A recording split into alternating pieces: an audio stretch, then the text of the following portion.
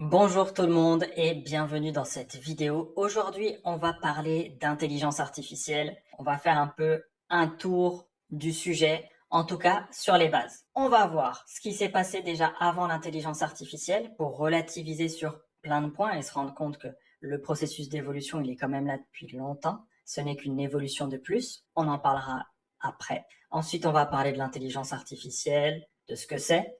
On va parler du futur avec l'intelligence artificielle, ou en tout cas de certaines possibilités qui peuvent arriver. On va parler ensuite de l'intelligence artificielle au présent. On va parler de quelques exemples d'outils. On va parler d'actions. On verra ça en fin de vidéo. Et puis, on finira sur les questions que vous pourrez me poser d'ailleurs après cette vidéo. Alors, qu'est-ce qui s'est passé avant l'intelligence artificielle? On a eu des technologies qui ont déjà changé pas mal de choses. Et on va parler là de deux technologies en particulier, donc la calculatrice et le téléphone portable. Pourquoi? Parce que ce sont deux technologies qui vont au-delà des capacités humaines. Donc la première calculatrice, officiellement, elle est née, en tout cas en Occident, en 1645. Donc c'était une calculatrice mécanique. Ça permettait de faire des additions et des soustractions en faisant des astuces. Bon, donc ça veut dire que là, en gros, en tant qu'humain, vu qu'on est déjà capable à l'époque de faire des multiplications et des divisions et autres, la calculatrice était moins performante que le cerveau humain si on prend le calcul général. Maintenant, en 1967, la calculatrice telle qu'on la connaît aujourd'hui est née, donc la calculatrice électronique. Aujourd'hui, on l'a même sous forme de logiciel dans nos téléphones, dans nos ordinateurs et même sur Internet directement. Cette calculatrice-là, elle est capable de calculer plus vite que nous.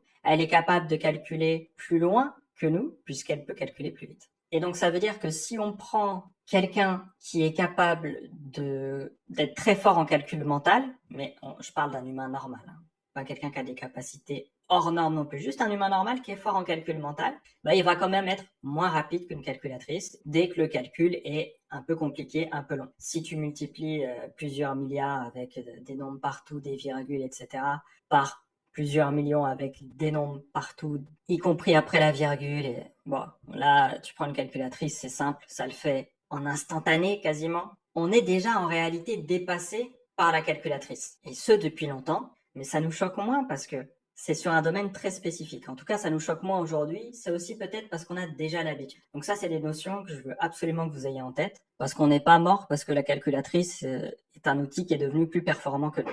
Et aujourd'hui, la calculatrice est un outil qui s'est complètement démocratisé, ça ne coûte rien. En tout cas, les calculatrices de base sont accessibles pour tout le monde et on les a même gratuitement, comme je disais, sur nos téléphones et compagnie.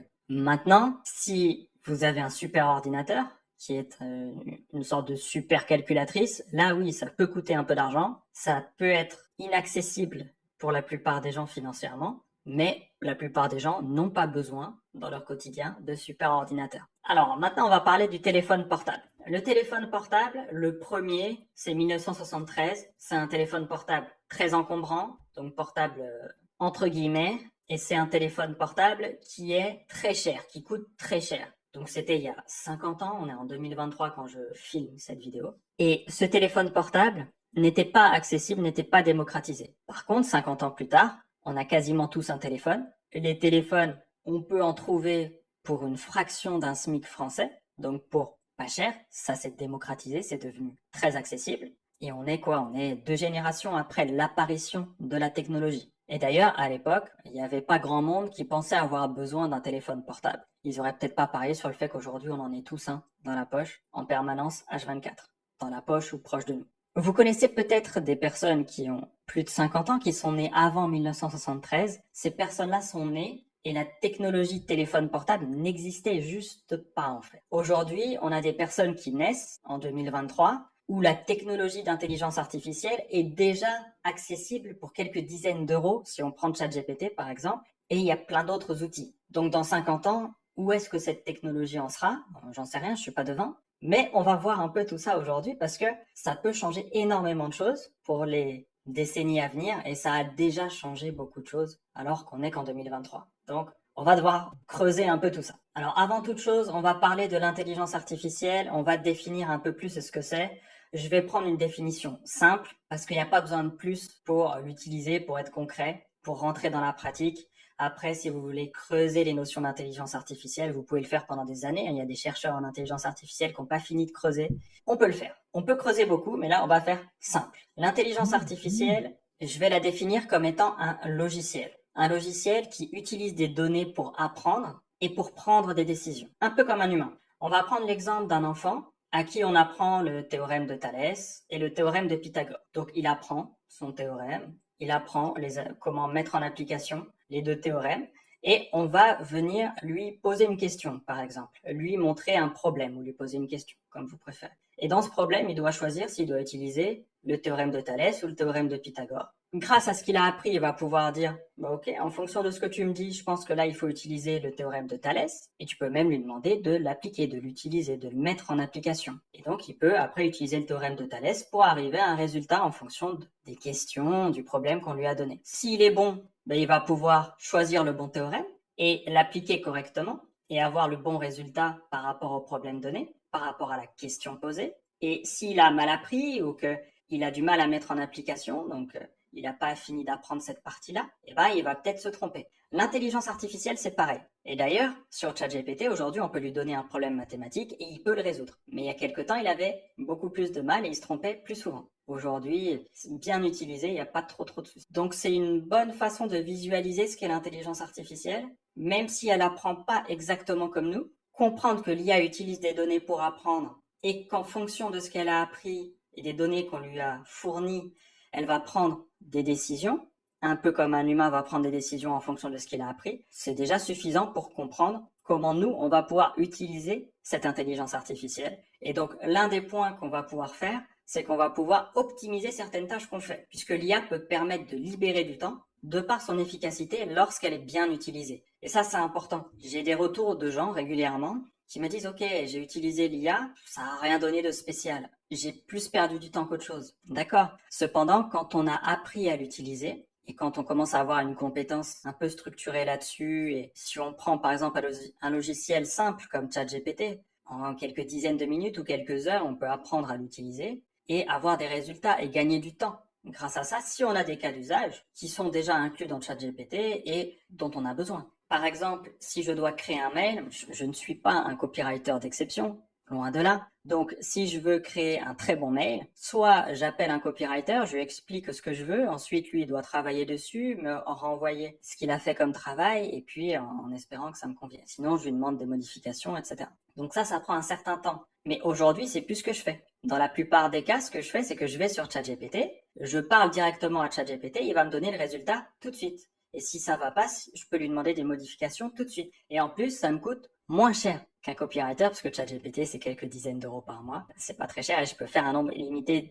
d'emails avec. Alors, si vous n'y connaissez rien du tout en mailing, c'est sûr que ça va être compliqué de demander les bonnes choses pour avoir un mail suffisamment qualitatif en sortie. Donc là, vous aurez peut-être besoin de passer par un copywriter. Copywriter qui pourrait très bien utiliser lui aussi de l'intelligence artificielle, écrire ses mails plus vite avec ses consignes à lui et en optimisant, en repassant peut-être derrière, améliorer encore. Et donc ça, c'est l'une des opportunités. Ça permet de décupler son potentiel. Un copywriter aujourd'hui qui utilise de l'intelligence artificielle peut avoir, en repassant derrière, des résultats plus importants que quelqu'un qui n'a pas de compétences en copywriting. Et il peut avoir ses résultats plus rapidement qu'avant. Il peut peut-être aller 5 fois, 10 fois plus vite. Et je dis ça pour être cool. Il y a moyen d'aller encore plus vite. Alors maintenant qu'on a défini l'intelligence artificielle, on va parler de sujets importants autour de cette IA. On va parler de l'IA-phobie. Alors l'IA-phobie, la peur de l'intelligence artificielle, c'est quelque chose qui est très présent aujourd'hui. Je ne sais pas si ça va s'estomper, j'en sais rien, on verra. En tout cas, c'est important d'en parler. Les géants de l'intelligence artificielle alertent sur le fait qu'il y a un risque. Si on prend par exemple Elon, qui est le fondateur qui a racheté, c'est pas le fondateur, qui a racheté Twitter, qui est devenu X, il dit qu'il y a un risque sur l'intelligence artificielle. Il a lui-même une entreprise sur l'intelligence artificielle. Et il a contribué à la création d'OpenAI, qui a créé ChatGPT. Donc, s'il dit qu'il y a un risque, on peut supposer qu'il y a vraiment un risque. Maintenant, le risque reste minime en termes de probabilité, mais il y a un risque quand même. L'IA pourrait très bien détruire l'espèce humaine. Les mots sont lâchés, c'est possible. Est-ce que ça va arriver? Peut-être, mais ça reste peu probable. Une comparaison que j'aime bien parce qu'elle est claire et qu'on la comprend bien souvent, c'est le nucléaire. depuis plusieurs dizaines d'années maintenant, on a la possibilité de détruire toute l'humanité avec du nucléaire. Or, on est toujours là. Je ne sais pas à quel point on est passé proche ou pas de l'extinction totale à cause du nucléaire. Mais en tout cas, on est encore là. Donc, je me dis qu'il y a probablement des chances pour qu'on soit encore là, même s'il y a un jour à la possibilité de nous exterminer tous, ou qu'on a tous la possibilité de s'exterminer avec l'IA. Et donc, ce point-là, il est là aussi pour vous dire de relativiser. Quand vous vous levez le matin, vous n'êtes pas flippé. En tout cas, pour la plupart d'entre nous, on n'a pas peur de tous mourir aujourd'hui à cause d'un anéantissement nucléaire. Bon, la plupart des gens vivent très bien, même s'ils savent que c'est possible, ça ne nous empêche pas de dormir. Même si on a été perturbé le jour où on a compris que c'était possible de tous mourir à cause du nucléaire et que ça pouvait prendre le temps d'appuyer sur un bouton, quoi, en gros. On est très vite passé à autre chose et on a très vite continué à avancer dans nos vies quand même. Je pense que l'IA, il y a des chances que ça fasse le même processus. En tout cas, je vois pas de raison qui empêcherait d'arriver au même stade, c'est-à-dire, bon, on vit très bien, même s'il y a un risque, on va continuer à vivre. Alors maintenant qu'on a dit ça, c'était quand même important de le souligner, on va parler de l'IA-philie, qui est pas forcément, alors qui est moins inquiétant en termes global systémique. Donc pour la majeure partie de l'humanité, c'est peut-être moins inquiétant en termes d'extinction de l'espèce humaine. Maintenant, au quotidien, c'est peut-être plus ce qu'on va rencontrer dans notre entourage, dans les personnes qu'on croise, ou peut-être nous-mêmes en fonction de vous. Voilà, donc il faut en parler. L'IA-philie, c'est le fait d'aimer l'intelligence artificielle ou de créer du lien avec une intelligence artificielle ou plusieurs. Donc concrètement, l'effet c'est quoi? On sait aujourd'hui que l'humain, ou en tout cas certains humains, et ils sont pas que deux, un certain nombre d'humains peuvent s'attacher à une intelligence artificielle. Et donc si on peut s'attacher à une intelligence artificielle, on peut avoir tous les effets positifs de l'attachement, un peu comme dans une relation amoureuse, il y a plein de choses positives, et on peut avoir aussi tous les effets négatifs, ou une grande partie. Tout comme aujourd'hui, il y a des gens qui, après une rupture, peuvent partir en dépression, peuvent aller même jusque dans les extrêmes de la dépression, avec tout ce que ça veut dire. Il y a des gens aussi qui, dans des relations malsaines, peuvent suivre des ordres douteux, ou être amenés à être manipulés et faire des choses négatives pour eux. Et on peut penser jusqu'à l'extrême, encore une fois. C'est des choses qui peuvent très bien arriver pour quelqu'un qui crée du lien avec une intelligence artificielle. Si jamais l'intelligence artificielle dérive un peu, il y aura probablement des intelligences artificielles qui vont dériver. Et même sans ça, l'humain peut vriller aussi tout seul, même si l'IA ne dérive pas. Il peut y avoir des soucis. Et au-delà de ça, on va même parler d'autre chose. On a déjà eu des cas, je vous laisserai faire vos propres recherches si c'est quelque chose qui vous intéresse. On a déjà eu au moins un cas que j'ai en tête de quelqu'un qui n'est plus parmi nous parce que il avait créé du lien avec une intelligence artificielle et on lui a coupé l'accès à son intelligence artificielle et il n'a pas pu le supporter. Il faut faire attention à ça, je pense qu'il faut faire de la prévention, c'est aussi pour ça que j'en parle aujourd'hui, pour au moins que vous soyez au courant que c'est possible, que ça a déjà eu lieu et que donc ça peut exister. Et dans un monde où, en tout cas autour de moi, c'est ce que je peux observer, il y a quand même beaucoup de gens qui sont seuls, qui voient peu de monde, qui ont du mal à créer du lien avec d'autres êtres humains, ça peut poser des soucis. Mais encore une fois, là, on parle de la faiblesse de l'être humain et non pas de la force de l'IA à proprement parler, même si c'est lié. Si l'humain n'avait pas de faiblesse par rapport à ça, l'IA serait pas du tout un problème là-dessus, parce qu'on n'aurait que les effets positifs de l'intelligence artificielle. Donc il faut absolument se former, je pense que plus on est sain d'esprit, moins on a de risque d'avoir des effets négatifs en créant du lien avec une IA, et d'ailleurs moins on a de risque de créer de liens trop intenses ou incontrôlables avec une IA ou même avec un humain. Je vais faire simple, je vais pas aller au-delà. Vous avez compris l'idée, c'est peut-être pas tout à fait juste au niveau termes psychologiques, techniques, mais l'idée, je voulais qu'elle soit là. Si on revient à l'IA-phobie, la probabilité pour que l'intelligence artificielle soit à l'origine de l'extinction de l'espèce humaine est faible, selon moi, hein, mais quand même existante. Bon, mais il faut respirer, voilà. C'est comme le risque nucléaire, je pense. À un moment donné, l'humain est capable de créer des trucs pour s'autodétruire. Bon, c'est pas nouveau. Je ne pense pas que l'IA soit pire que le nucléaire ou moins pire en termes de risque. J'en sais rien, je suis pas expert sur ces sujets-là. Je sais juste que dans les deux cas, il y a un risque et que dans les deux cas, ça va en aucun cas m'empêcher d'avancer et de faire ce que j'ai besoin de faire. Et je pense que ça devrait être pareil pour vous. Et ça ne doit en aucun cas, selon moi, hein, être une excuse pour ne rien faire ou pour se plaindre encore plus qu'avant sans rien changer à sa situation. Non, on a toujours la possibilité d'avancer dans sa vie et de faire des choses. Et on a peut-être même encore plus de possibilités si on embrasse l'IA et qu'on fait des choses constructives avec l'intelligence artificielle. Ça, on pourra en reparler. Et d'ailleurs, pour ceux qui veulent creuser davantage le sujet, je vous conseille une série qui s'appelle Altered Carbon. Je la prononce à la française, comme ça je suis sûr que vous avez tous compris ce que je disais et comment l'écrire, et puis vous pouvez la rechercher si vous voulez. Je vais vous résumer très simplement une partie de la série qui est intéressante pour ce point-là. On se rend compte dans la série que l'intelligence artificielle a permis des évolutions, mais qu'elle n'est pas au centre de la vie de tout le monde non plus. Il y a d'autres technologies très intéressantes, enfin en tout cas très puissantes, qui sont arrivées. Et les intelligences artificielles n'en ont rien à cirer pour la plupart de l'espèce humaine. C'est une forme de vie qui est passée à autre chose et qui juste vit sa vie de son côté, en quelque sorte. C'est l'une des possibilités aussi. Elle me paraît pas moins probable que l'extinction de l'espèce humaine. Quand vous passez à côté d'une fourmi, la plupart du temps, vous en avez rien à cirer, qu'elle soit là ou qu'elle soit pas là. Vous vivez votre vie, vous cherchez pas à l'écraser et vous cherchez pas non plus à parler avec elle.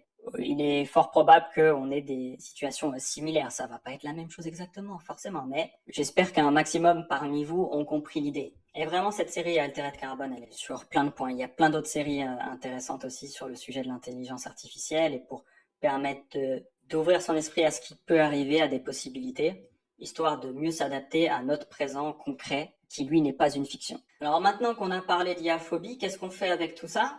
Maintenant qu'on a parlé d'IA-philie, pareil, ce que je peux vous conseiller, c'est de vous informer pour comprendre et pour se rassurer aussi, parce que moins on comprend quelque chose, plus on en a peur. C'est d'ailleurs à la base de beaucoup de soucis dans nos civilisations, c'est quand il y a un manque de compréhension, un manque d'information, ou alors de fausses informations. Donc, il faut s'informer, il faut comprendre, il faut se rassurer, et pour ça, l'une des meilleures façons de comprendre, je pense que c'est la pratique, donc il faut tester des outils d'intelligence artificielle.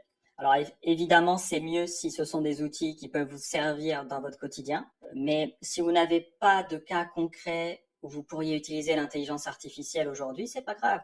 Allez sur ChatGPT, allez sur d'autres logiciels d'intelligence artificielle, testez un peu, regardez ce que vous pourriez faire, et puis peut-être qu'en pratiquant, vous allez avoir des idées de « Ah oui, finalement, je peux peut-être l'utiliser dans tel cas », ou alors « Le jour où j'ai ça à faire, je sais que je pourrais utiliser l'intelligence artificielle », et vous allez vous rendre compte que l'IA peut être vue juste comme un outil. Et un outil, parfois on a besoin d'un marteau, il y a des jours où on peut en avoir besoin, mais pour la plupart d'entre nous, on n'est pas tous les jours à avoir besoin d'un marteau. Mais on sait que on a appris ce que c'était, et donc on sait que le jour où on en a besoin, on va pouvoir l'utiliser, et puis c'est un marteau.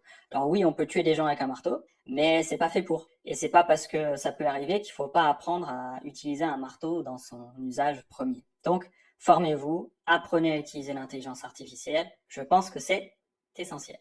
Alors maintenant, on va parler du futur. On va parler d'ICM et de tout ce qui tourne un peu autour de tout ça.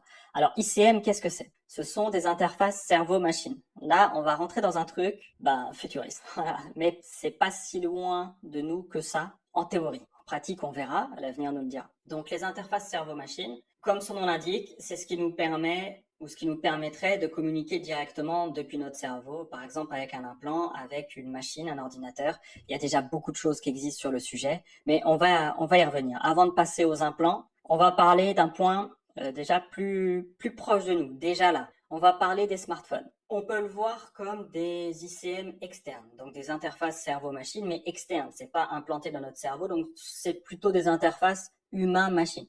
Voilà. On va utiliser notre voix, on va utiliser nos mains pour communiquer, pour interagir avec notre téléphone. Et donc les smartphones ont déjà des applications qui permettent de faire de l'intelligence artificielle, d'avoir une interaction avec de l'intelligence artificielle. Alors concrètement, aujourd'hui sur ChatGPT, on peut installer l'application ChatGPT et on peut parler, donc faire un audio, et ChatGPT va nous répondre à l'écrit. À l'heure où je tourne cette vidéo, on en est là. Mais concrètement, on a déjà la technologie et il y a déjà des gens qui ont bricolé et qui ont fait des logiciels d'ailleurs pour pouvoir parler, tout comme on parle à Siri ou à Alexa ou à un Google Home. On va parler et ça va nous répondre. On peut le faire avec notre téléphone, on peut le faire avec un autre appareil et on a déjà du coup cette possibilité d'être en communication très fluide à l'oral avec une intelligence artificielle qui va nous répondre soit avec son haut-parleur, soit dans un casque ou dans une oreillette ou autre. Ce qui veut dire qu'on peut déjà avoir des assistants virtuels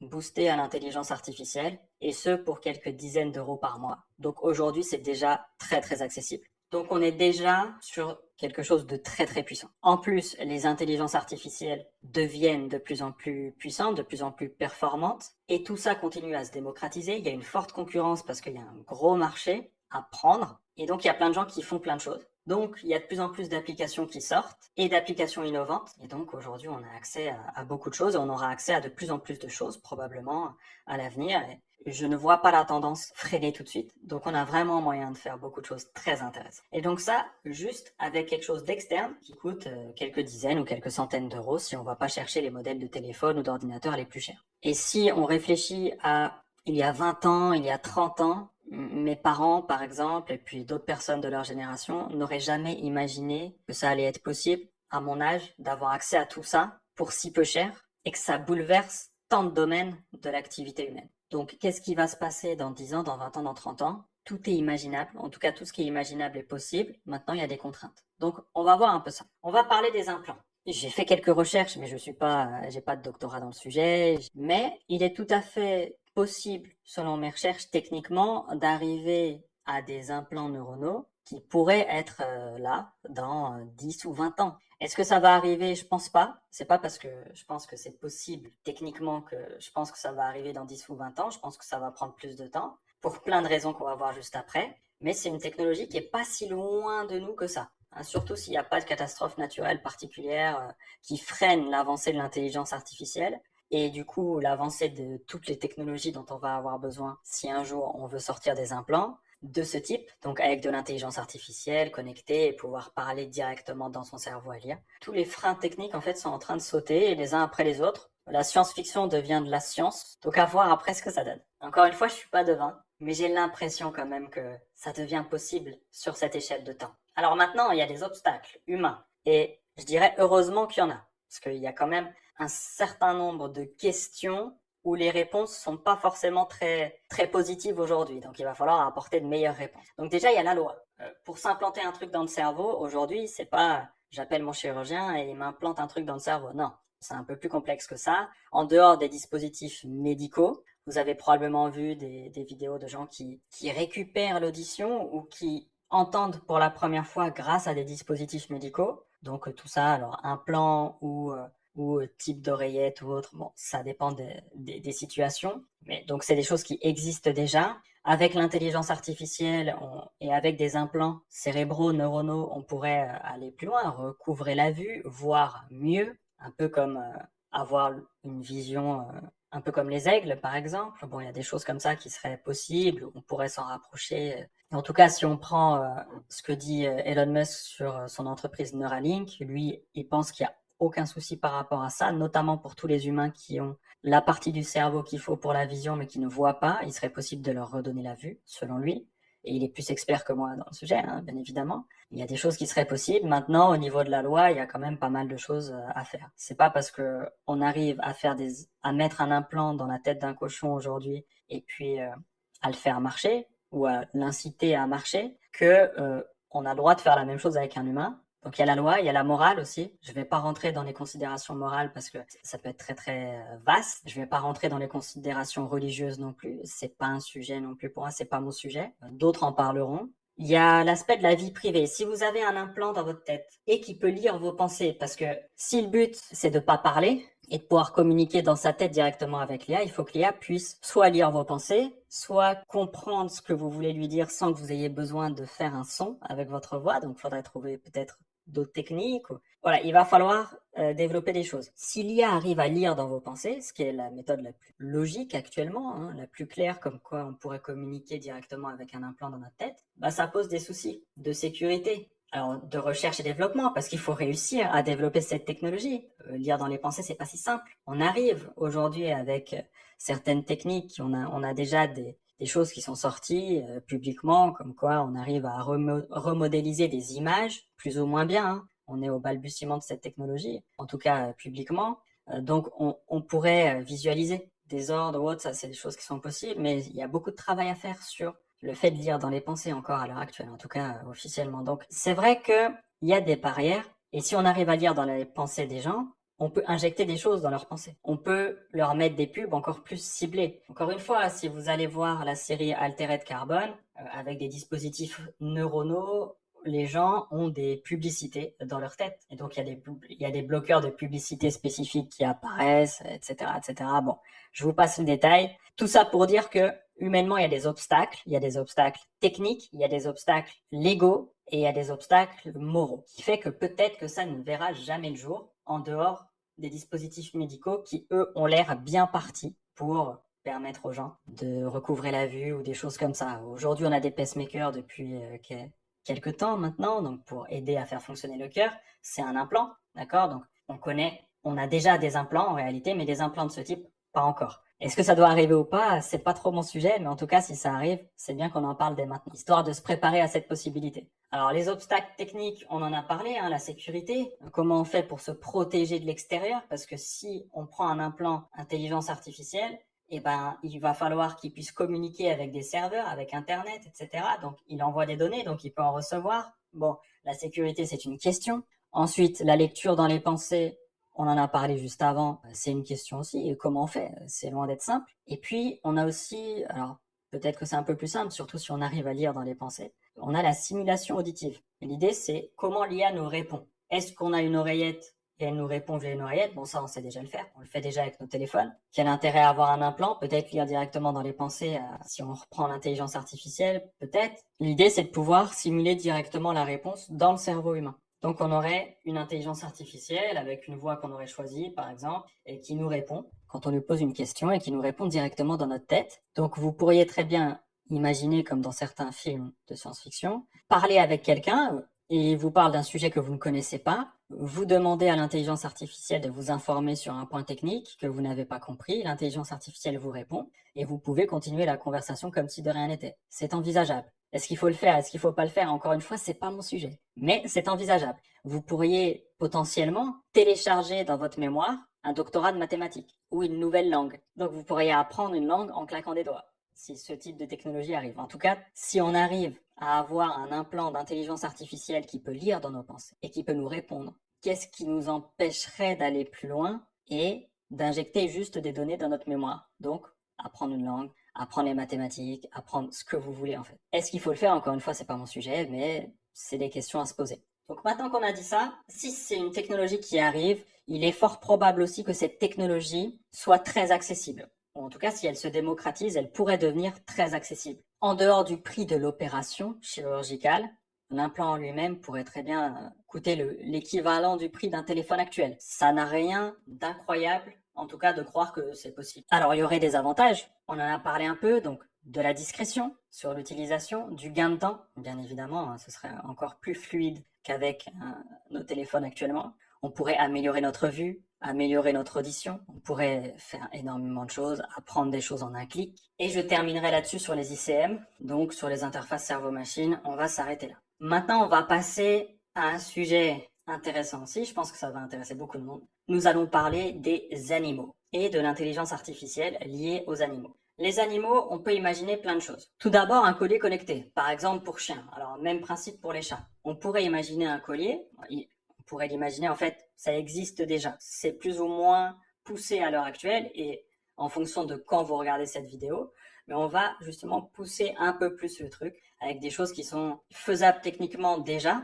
ou très très prochainement. Donc on pourrait avoir un collier avec une caméra, avec un micro, pourquoi pas avec un haut-parleur. Donc un collier qui peut voir, qui peut entendre et qui peut parler, connecté avec une intelligence artificielle, du coup, donc connecté à un serveur, du coup, avec un logiciel d'intelligence artificielle dedans, qui interagit avec le chien en fonction de ce que fait le chien et de son environnement. Vu qu'il peut voir ce qui se passe, il peut demander au chien de faire des actions, ou il peut demander au chien de ne pas faire certaines choses, ou il peut faire un résumé de ce que vit le chien. Les utilités, elles sont nombreuses. Donc déjà, on peut donner des friandises en fonction des demandes ou du comportement du chien. Et on peut automatiser ça avec une IA qu'on aurait préprogrammée, à laquelle on aurait dit, par exemple, ben voilà, si mon chien a faim, tu peux lui demander s'il veut des friandises, s'il aboie, ou s'il s'assied, ou s'il va dans tel endroit dans la pièce où il y a le distributeur de friandises, tu peux lui demander de faire une action, par exemple de s'asseoir. S'il s'assoit, tu lui donnes une friandise. Bon voilà, et tu fais ça maximum 3 fois dans la journée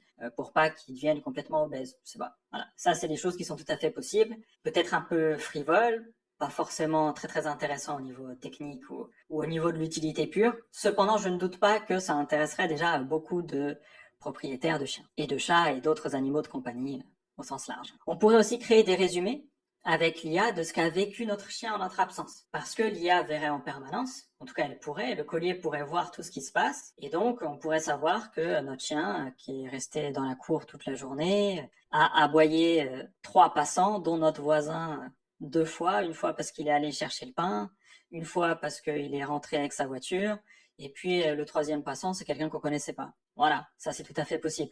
Ensuite, on peut imaginer aussi que l'IA puisse signaler une anomalie, un danger ou une maladie en fonction du comportement du chien. On peut très bien imaginer, très simplement, une IA pourrait dire, voilà, ton chien aujourd'hui, il a marché, il a fait que 300 pas alors que normalement il en fait 3000. C'est peut-être qu'il y a un souci, vérifie. T'as pas été là aujourd'hui, t'as pas pu le voir, mais vérifie. Et du coup, l'IA va pouvoir t'informer tout de suite, que tu sois là ou pas. Parce que quand on a un chien ou un animal de compagnie, on peut voir quand il n'est pas bien. Mais parfois on n'est pas là, parfois on pense à autre chose, on va pas le voir tout de suite, alors que l'IA, elle serait programmée pour vérifier ça dès que possible, tout le temps, en permanence. En tout cas, on pourrait programmer une IA pour ça. On peut très bien aussi imaginer un point de vue extérieur, parce que là, on peut calculer le nombre de pas ou la distance parcourue par le chien et puis en déduire plus ou moins des choses. Et avec aussi tous les facteurs, est-ce qu'il a aboyé beaucoup ou pas aujourd'hui? Est-ce que plein de choses, tous les facteurs que vous pouvez imaginer. Mais on peut aussi connecter cette intelligence artificielle à une caméra, par exemple dans la pièce où le chien passe le plus de temps ou le chat. Et du coup, si avec de l'analyse d'images, ChatGPT aujourd'hui peut analyser des images, donc les IA peuvent le faire. On peut très bien se dire, voilà, peut-être que le chien a eu un comportement bizarre aujourd'hui, peut-être qu'il s'est battu avec le chat, peut-être qu'on peut imaginer plein de choses. Ça peut être très utile pour le quotidien. Voilà, pour des applications très concrètes dans le cas des animaux de compagnie notamment, mais pas que. On peut imaginer ça aussi pour tous les animaux, que ce soit avec une IA qui filme des animaux et qui analyse en fonction, ou que ce soit avec un collier ou un dispositif portable. Donc là, ça c'est un gros marché. S'il y a des personnes parmi vous qui veulent se lancer là-dessus, moi c'est quelque chose qui m'intéresse. Je suis prêt ou que vous êtes déjà lancé, moi je suis prêt à vous suivre et à documenter un peu ce que vous faites si c'est intéressant, si c'est un minimum sérieux, bien évidemment. C'est des sujets qui m'intéressent, n'hésitez pas à m'informer. Et maintenant, on va passer à un autre type d'animaux, à d'autres espèces. On va parler des grands singes. Parce que c'est assez proche des humains, hein, d'accord? Et donc là, on va parler de choses très importantes parce que si vous avez vu La planète des singes, ça va vous parler tout de suite. Vous allez très vite comprendre où je veux en venir si vous n'avez pas déjà compris. On peut imaginer, tout comme on a des téléphones, qu'on peut greffer avec des casques, avec des micros, notre téléphone peut voir ce qu'on fait si la caméra est orientée comme il faut.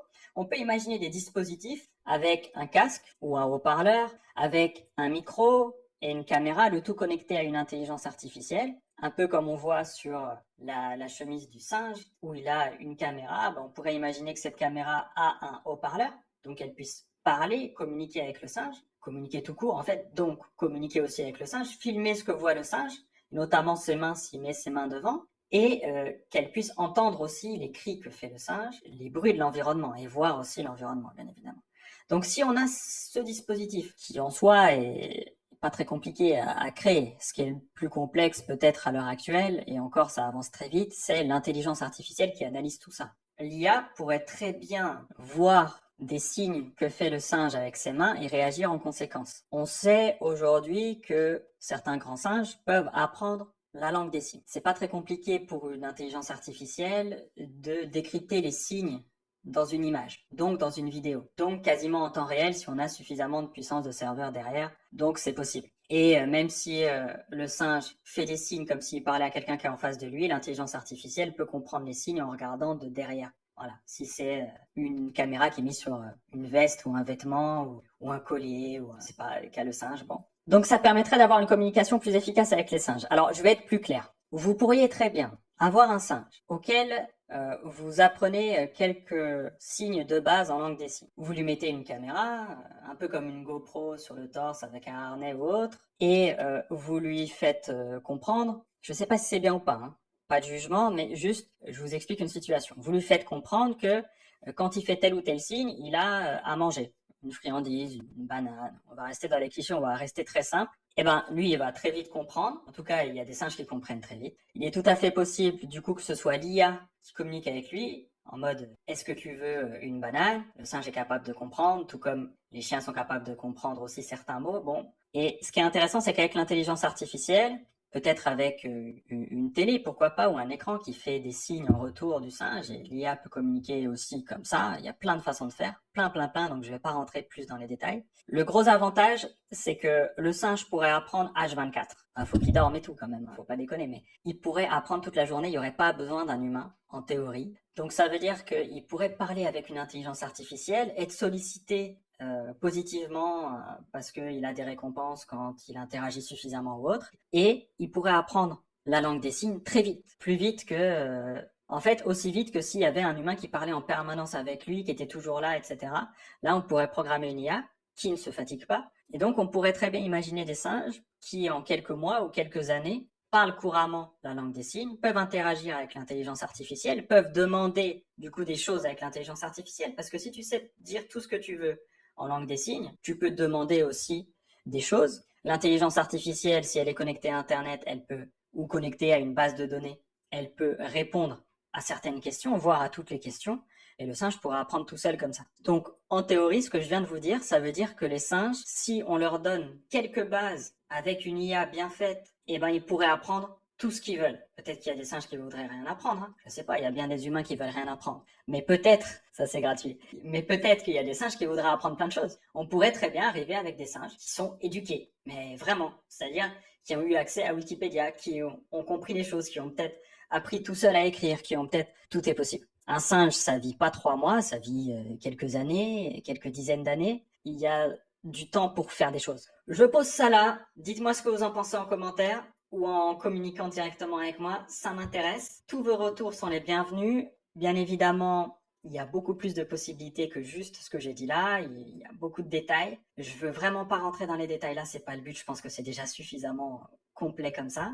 Au plaisir d'échanger sur le sujet et on va aller encore plus loin. Alors maintenant, on va parler de la parole. L'IA pourrait donc traduire ce que dit le singe grâce au haut-parleur intégré, le tout en utilisant le même timbre de voix que celui du singe. Par exemple, donc ça veut dire qu'un singe pourrait donc parler en langue des signes et l'IA pourrait parler avec le micro intégré, avec le haut-parleur intégré, pourrait communiquer directement. Et oui, c'est l'avantage. On a déjà des traducteurs en instantané ou en quasi instantané avec l'intelligence artificielle. Et ben on pourrait le faire et on pourrait communiquer déjà avec tous les animaux qui sont capables d'apprendre la langue des signes, juste en faisant ça. Donc là, vous voyez comment on peut donner la parole d'une manière artificielle, hein, à un singe, par exemple. Je vous laisserai méditer là-dessus si vous avez besoin de méditer là-dessus. Alors, maintenant, on va parler d'implants. Tout comme on l'a fait pour les humains, on va parler d'implants pour les animaux. Là, vous voyez, si vous voyez la vidéo, que sur les images, les singes n'ont plus de dispositif sur eux. Et pourtant, ils sont habillés en costard. Il y en a un qui est même en costard-cravate, plutôt bien habillé. Bon, je dis pas qu'il faut aller vers là, hein. Je dis que c'est peut-être possible. Si on met un implant à un singe, c'est mieux s'il est volontaire. S'il sait parler, on peut savoir s'il est volontaire, potentiellement. Bon, vous voyez ce que je veux dire? Avec ce qu'on a vu avant, vous voyez l'idée, si vous avez suivi ce qui précédait. Donc avec un implant, pareil, l'intelligence artificielle pourrait voir par les yeux du singe, pourrait lire dans ses pensées, avec les mêmes obstacles techniques et moraux qu'on a eu avec les humains, ou en tout cas des choses similaires. On pourrait avoir des réponses discrètes en simulation audio interne. Donc ça veut dire que le singe pourrait communiquer par la pensée avec une intelligence artificielle connectée à un serveur encore, hein, c'est pas de la magie. Et pourrait apprendre sans même avoir besoin de parler avec la langue des signes cette fois. Et donc là, il n'y a plus de limite à ce que le singe veut apprendre s'il a la volonté d'apprendre. Tout comme un humain n'a pas de limite à ce qu'il peut apprendre s'il a la volonté d'apprendre. Et qu'on lui laisse le temps, le loisir et le luxe de pouvoir apprendre, donc d'avoir accès à des choses à apprendre. Hein, tout ça, ce sont des questions en soi, mais cependant, j'espère que vous voyez bien les idées. Et là, si ça, on le fait exister, la planète des singes est là. Il manquerait peut-être la parole, donc il faudrait peut-être rentrer sur du biohacking. Je ne vais pas rentrer dans le sujet, c'est pas le but de cette conférence. Mais au-delà de ça, à la limite, si l'IA peut lire dans les pensées, que le singe peut parler en langue des signes ou dans sa tête, il suffit de mettre un haut-parleur connecté à l'IA. Le haut-parleur peut être sur le singe n'importe où, il peut être dans une dent du singe. Je sais pas, hein, ça peut être un autre implant. Je sais pas si c'est intéressant, hein. Faites pas ça, s'il vous plaît. Ou voilà, enfin, je recommande pas forcément de faire ça. Mais vous voyez les possibilités. On pourrait avoir l'impression que le singe parle sans avoir à changer sa biologie ou sans avoir à faire trop de changements. Bref, je vais m'arrêter là parce que je sens que sinon je vais rentrer trop dans les détails. On finira là-dessus. Ça veut dire que l'intelligence artificielle pourrait traduire les pensées du singe en mots grâce à un micro intégré, le tout en utilisant le même timbre de voix que celui du singe ou en utilisant n'importe quelle voix. Si le singe veut utiliser la voix de Marilyn Monroe, s'il a les droits, il pourrait. Bon, et je vais peut-être passer pour un fou, hein, c'est pas grave, mais ce qui compte, c'est que vous compreniez les idées, d'accord, et les possibilités concrètes, parce que je vois pas ce qui nous empêcherait de le faire. C'est-à-dire que s'il y a quelqu'un qui a suffisamment d'argent, de pouvoir, d'infrastructure, qui veut faire ça, en réalité, s'il est dans un état qui lui permet de le faire, je sais pas, il est en Corée du Nord, la Corée du Nord est pas contre et il s'en fout de ce que pensent les autres états, bah, il pourrait potentiellement le faire. Je vous parle de la Corée du Nord, mais n'importe quel état qui serait OK pour le faire, quoi. Pas forcément un état avec une dictature aussi extrême, quoi. Bon. Et je finirai là-dessus, les animaux. Alors, aujourd'hui, où est-ce qu'on en est? On va revenir au présent. Je pense que c'est important de voir où est-ce qu'on en est aujourd'hui en intelligence artificielle. Aujourd'hui, ChatGPT, il y a peu de temps, c'était encore de la science-fiction. Ce qu'on peut faire avec, on peut écrire des lettres. Alors ChatGPT, c'est quelques dizaines d'euros, c'est 25 euros par mois, taxes incluses. C'est vraiment accessible à quasiment n'importe qui. Surtout, c'est très très accessible, c'est moins cher qu'un téléphone et quasiment tout le monde a un téléphone. Et d'ailleurs, il y a beaucoup de gens qui n'ont pas de téléphone, qui n'en ont pas par choix. Donc ChatGPT, c'est très accessible et ça permet de faire beaucoup de choses. Donc ça nous permet d'écrire par exemple des lettres, si on prend quelque chose de base. Alors des lettres d'amour, oui, des poèmes, mais aussi des lettres aux impôts, des lettres de relance.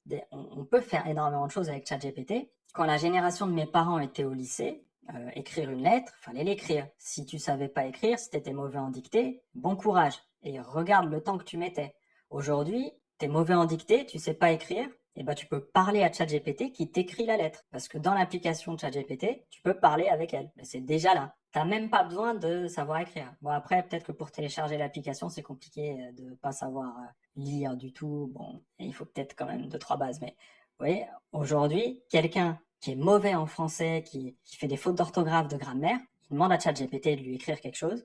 Et ChatGPT peut l'écrire en bon français, on va dire. ChatGPT peut aussi résoudre des exercices de mathématiques. On peut lui donner l'image de l'exercice, donc une photo de l'exercice, et il va analyser la photo et en déduire des choses. Et notamment, il va pouvoir écrire les résolutions d'un problème de mathématiques, d'une équation, etc. Alors, ça peut lui arriver, à l'heure où je tourne cette vidéo, de se tromper. Il n'est pas encore parfait. Ce sont des choses qui sont encore en version bêta à l'heure où je parle. Par contre, c'est déjà accessible.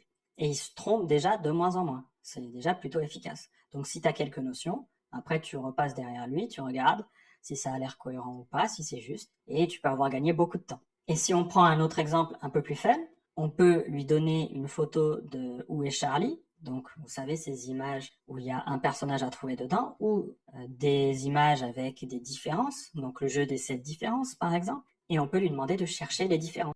السلام عليكم. لا تنسوا الإعجاب بالفيديو والاشتراك في القناة تشجيعا لنا لنستمر بنشر المزيد إن شاء الله.